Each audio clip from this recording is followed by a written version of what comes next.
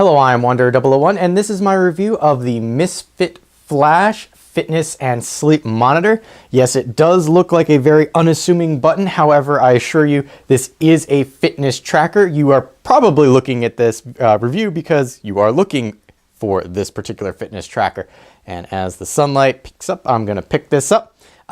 This is the cheapest in the Misfit offerings. It really just is used for tracking sleep, steps, distance, and calories burned. You can, with the accompanying app, which is how you take all the data from here and visualize it in several charts and so forth, keep track of also food and weight. Now, before I show you a little bit more about how this actually operates, I'm just going to quickly go through the general specifications. The weight of the Misfit Flash here, and I may at some point in the video confuse it with the Fitbit here because the names are very similar. So for a quick size comparison, here is the Fitbit Zip and here's the Misfit Flash. Now you will notice that the Flash is much smaller than the Fitbit. And since I'm doing size comparison, here is also a US quarter on top of the Misfit. So that gives you an idea of just how big this actually is, which in case you were wondering is not terribly large at all.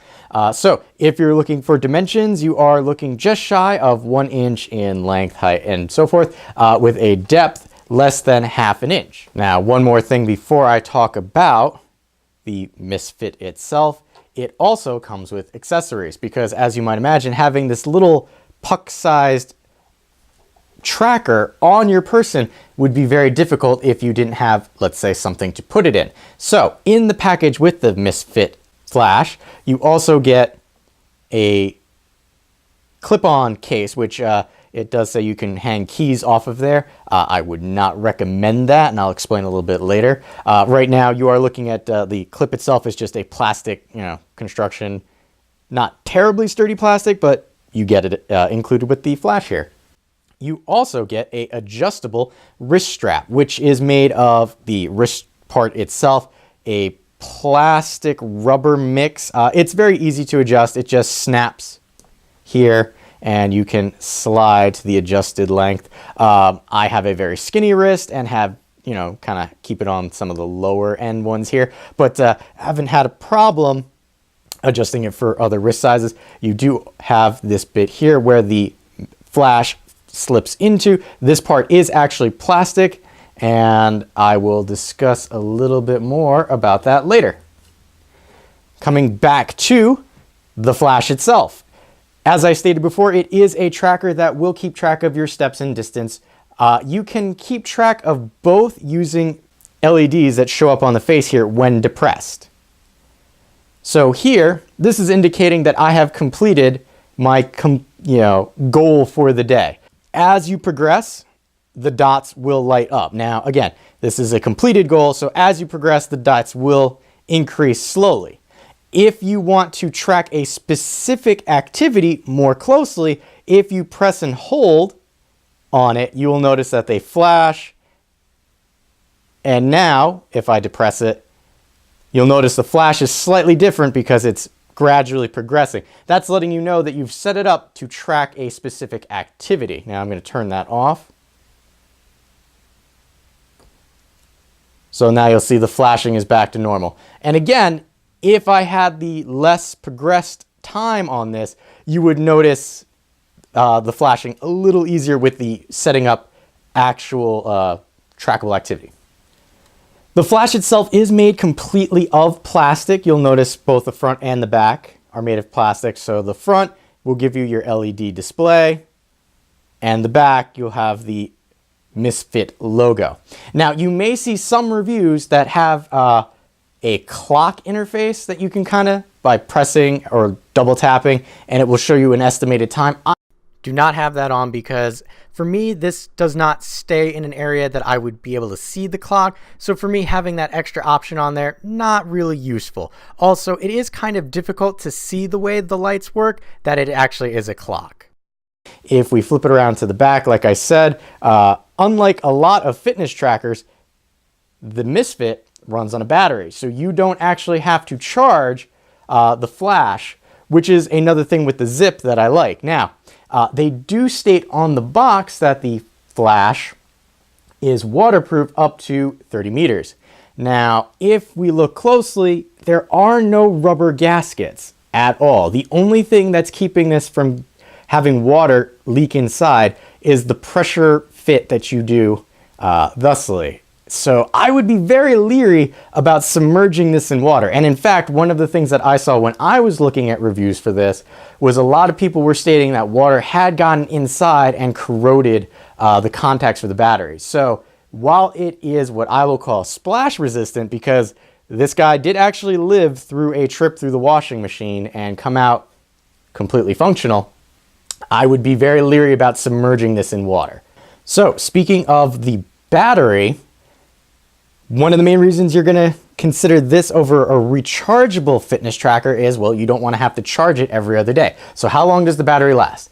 I can tell you that the battery did last 6 months. I went through the initial test with whatever battery was in here, replaced it before a long trip, again, to Disney World, which I gave this one to my wife, and I used the Fitbit, and she had a tracker and I had a tracker. So this did live through a long period, so 6 months, including a trip to Disney World, walking around for lengths of time at a time. So with that said, some other pieces of information, mainly being that I don't know if it's because it's cheaper, or I know that there's a discrepancy between different pedometers and how much time they measure or how much steps they measure.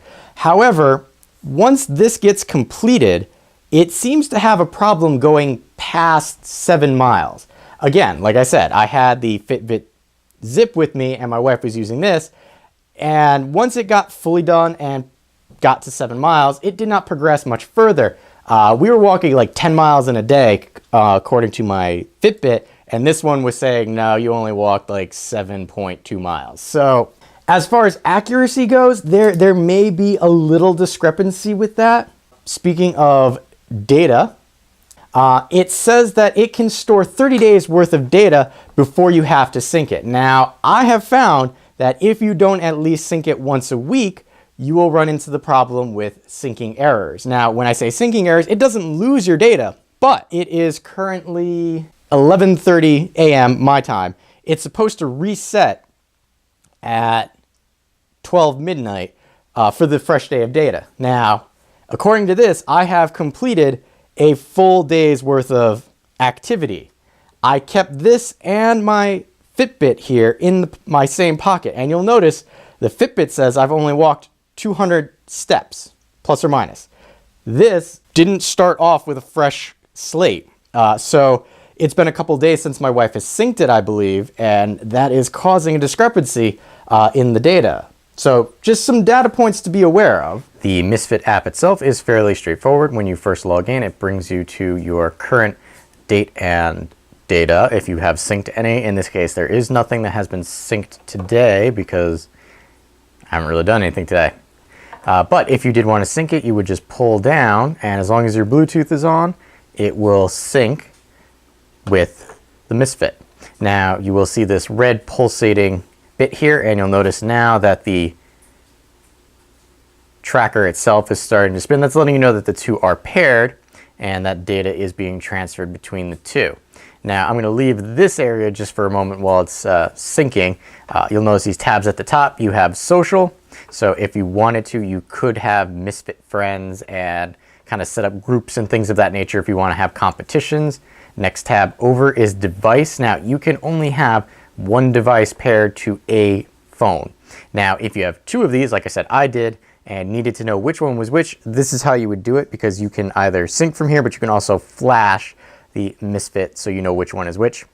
You can also select wearing position to give it a better idea of where it is on you to track. Activity tagging, so if you long press and hold and you have the lights go all the way around, you can select a particular item that it would track. And here you can see, well, I have to turn that on first, the different types of activities that it can track. I'm going to turn that back off.